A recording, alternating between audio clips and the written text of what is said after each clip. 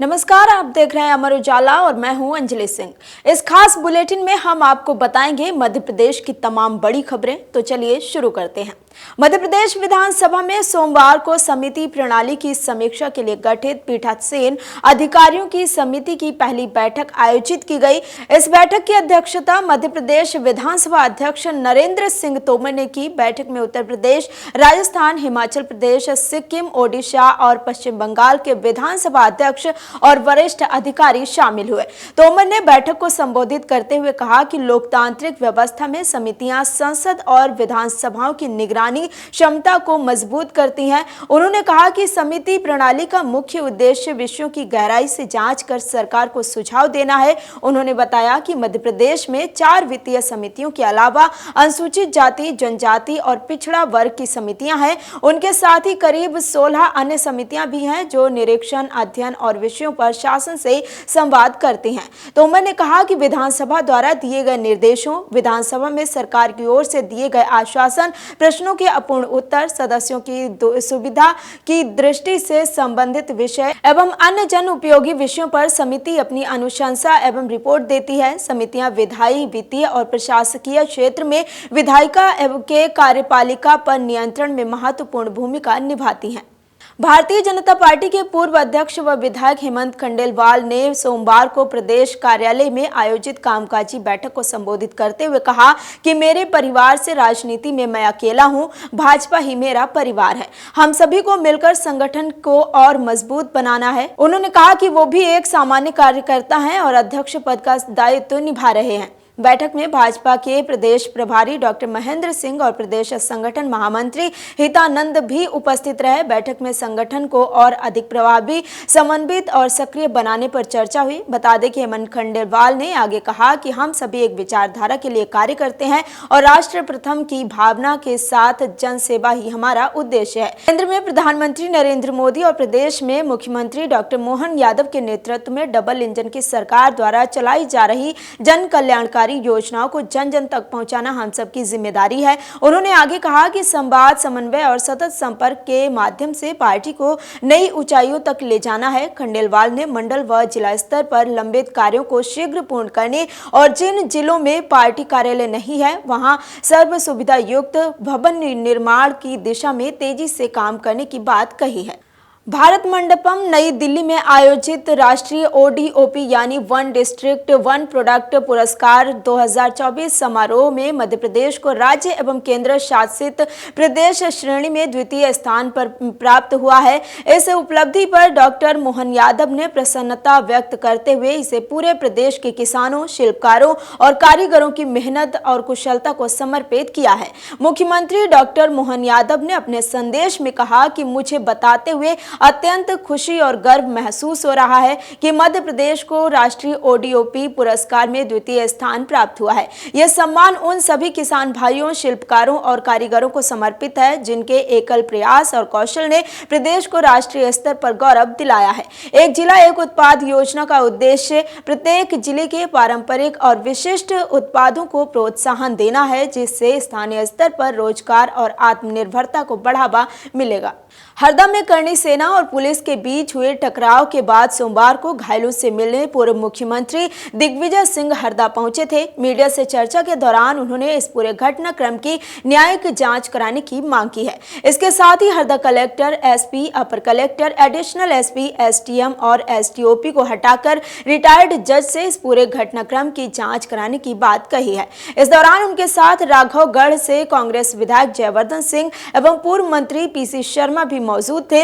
विधायक जयवर्धन सिंह ने भी राजपूत समाज के लोगों पर पुलिस द्वारा किए गए मारपीट के मामले को गंभीर बताया है। उन्होंने कहा कि ये SP, कलेक्टर जब तक रहेंगे निष्पक्ष कार्रवाई की उम्मीद नहीं की जा सकती। लोगों के साथ पुलिस ने बर्बरता की है, इसके खिलाफ कड़ी कार्रवाई होनी चाहिए। यही नहीं, उन्होंने कहा कि हम खाकी का सम्मान करते हैं, लेकिन जिन लोगों ने खाकी को दागदार किया है उनके खिलाफ कार्रवाई की जानी चाहिए। मध्य प्रदेश हाईकोर्ट के चीफ जस्टिस के रूप में जस्टिस संजीव सचदेवा को नियुक्त किया गया है। राष्ट्रपति की सहमति से उनकी नियुक्ति के आदेश जारी किए गए हैं। वे मध्य प्रदेश में 29वें चीफ जस्टिस होंगे। संजीव सचदेवा वर्तमान में मध्य प्रदेश हाईकोर्ट के कार्यवाहक चीफ जस्टिस के रूप में पदस्थ थे।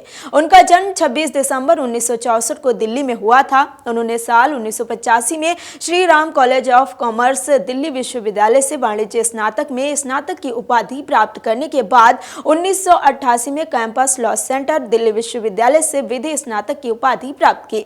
वे 1 अगस्त 1988 को दिल्ली बार काउंसिल में अधिवक्ता के रूप में नामांकित हुए थे। ग्वालियर चंबल संभाग के मठ मंदिरों के साधु संतों और पुजारी सरकार के एक फरमान से नाराज हैं। इसमें मंदिरों की कृषि भूमि को नीलाम किया जा रहा है। ऐसे में ग्वालियर चंबल संभाग के माफी औकाफ से जुड़े मंदिरों के पुजारियों ने कलेक्ट्रेट के मुख्य गेट पर बारिश में धरना शुरू कर दिया। एक नहीं दो नहीं बल्कि 500 से ज्यादा पुजारी धरने पर बैठे हैं। कलेक्टर उन्हें मनाने के लिए पहुंची, लेकिन वो नहीं माने। वो चाहते हैं कि सरकार ये आदेश वापस ले ले। बता दें कि जमीनों पर माफिया के कब्जे की खबरें तो आपने आए दिन पढ़ी होंगी, लेकिन इंसान के साथ भगवान की जमीन पर भी माफियाओं की निगाह लग गई है। कब्जे से बचाने और छुड़ाने में प्रशासन नाकामयाब रहा तो सरकार इन मंदिरों से जुड़ी कृषि जमीनों को नीलाम कर रहा है। ग्वालियर जिले में सरकारी अमले की देखरेख वाले 865 मंदिरों को चिन्हित किया गया है। वहीं ऐसे में जैसे ही खबर मठ मंदिरों के साधु संतों और पुजारियों को लगी तो उन्होंने सरकार के खिलाफ मोर्चा खोल दिया।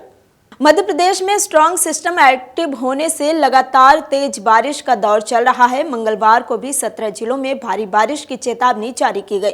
जबलपुर, रीवा, शहडोल, सागर, मंडला, श्योपुर, सिवनी, उमरिया, छतरपुर समेत कई जिलों में एक सप्ताह से लगातार बारिश हो रही है। इस कारण इन जिलों में बाढ़ जैसे हालात हैं। सोमवार के श्योपुर के कई इलाके और गाँव पानी से भरे रहे।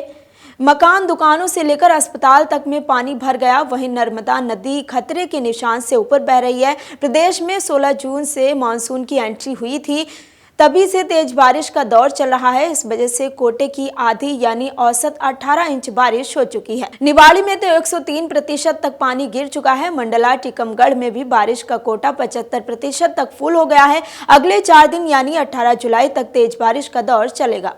खरगोन जिले के बाल समुंद के समीप सोमवार शाम मजदूरों से भरी बस और ट्रक की जोरदार भिड़ंत हो गई। घटना के प्रत्यक्षदर्शियों के मुताबिक हादसा इतना भीषण था कि टक्कर के बाद बस पलटी खा गई और ट्रक का ड्राइवर साइड का हिस्सा बुरी तरह से क्षतिग्रस्त हो गया।